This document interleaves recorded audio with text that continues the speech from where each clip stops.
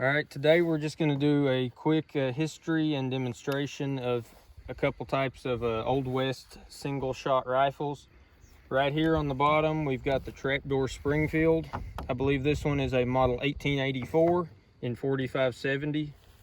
Up next we've got the 1874 Sharps, also in 4570.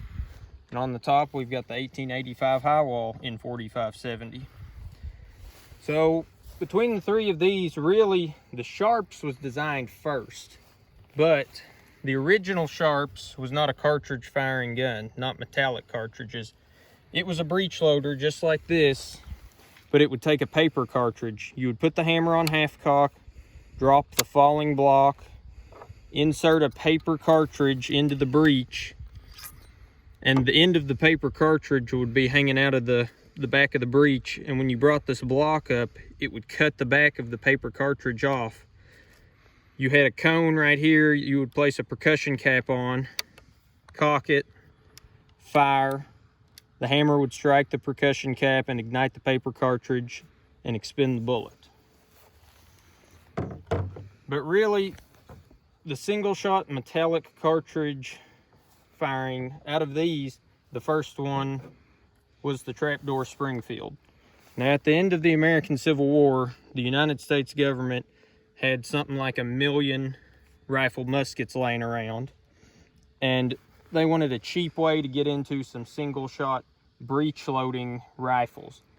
So what they came up with was to basically take a standard 58 caliber musket, bore the barrel, reline it to 50 caliber, and then they would cut the backs of the barrels off and attach this trapdoor mechanism.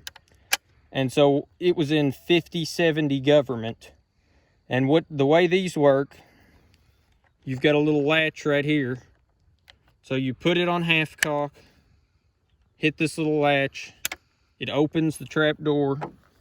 You can then insert your cartridge, close the trapdoor, bring it to full cock, and fire. Then when you're done, you would put it back on half cock, open the trap door, it ejects your case.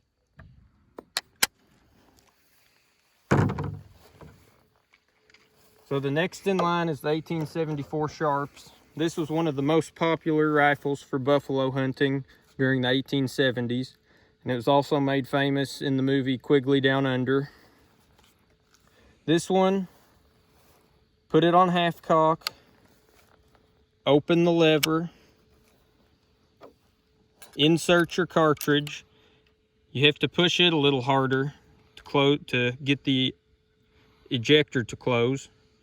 Then close your breech block, pull your hammer back, and you can fire. Or on this one, the nice thing about it, it's got a set trigger. So you can pull that, then that makes your front trigger extremely light. Then you would place it on half cock, open it, and it shoots out your shell. Now, something to keep in mind about these Sharps, after each time you fire, it's very important that you place it back on half cock before you open it, because if not, you stand the chance of breaking your firing pin.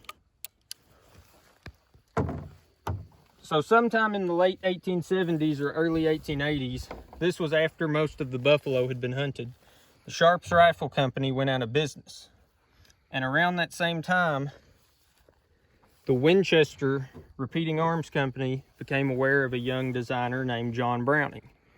John Browning had been working on this rifle, the 1885 Highwall, which he ended up selling the design to Winchester. This one is really a more modern action than the other two. The way it works, you start with your hammer down. All you do is pull this lever, insert your cartridge, close it, and on some originals, when you close the breech block, the hammer would be at full cock. This one comes to half cock, so you cock it the rest of the way, fire, and then open. And if this had been an actual fired round, it would extract this but not eject it. You would take it on out. So that's just an overview of some single shot breech loaders from what we would consider the Old West.